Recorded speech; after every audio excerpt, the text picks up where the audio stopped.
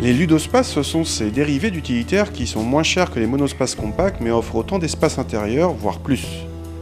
Leur représentant vedette, c'est le Kangoo, mais il y en a d'autres comme ce Berlingo. Il offre selon les versions une ou deux portes latérales coulissantes. Notre modèle dispose d'un diesel de 90 chevaux et de la finition haut de gamme exclusive. A l'intérieur, la présentation ne vise pas l'élégance mais le pratique.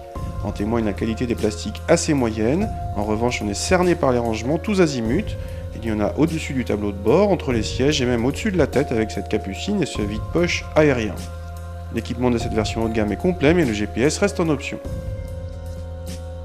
Sur la route, le Berlingo n'est évidemment pas destiné à la conduite sportive, il cherche plutôt à être confortable malgré une certaine prise de roulis. Le diesel de 90 chevaux n'est pas un foudre de guerre, surtout secondé par la boîte à embrayage piloté dite BMP6, toujours lente. Résultat, on dépasse 15 secondes pour le 0 à 100. Heureusement, l'excellent Stop and Start maison relève le niveau.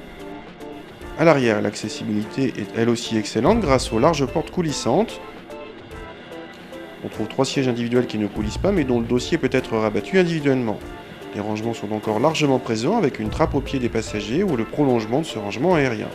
Chaque passager arrière a en plus droit à son petit aérateur. Le coffre fait partie des points forts de la voiture puisqu'il atteint le volume très généreux de 675 décimètres cubes. Il est possible d'ouvrir la lunette arrière indépendamment. Si vous n'avez pas assez de volume, les sièges arrière sont rabattables en portefeuille et amovibles individuellement. Sous le pavillon, une boîte vous permet de poser à plat quelques vêtements sans les froisser. Ce Berlingo soigne les aspects pratiques de la planche de bord jusqu'au coffre et du plancher au plafond avec des rangements partout et beaucoup de volume.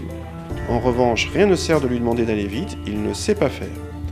Autre point faible de l'engin, son prix, presque 24 000 €, et à ce prix-là, vous pouvez avoir un monospace compact nettement plus cossu et agréable à conduire.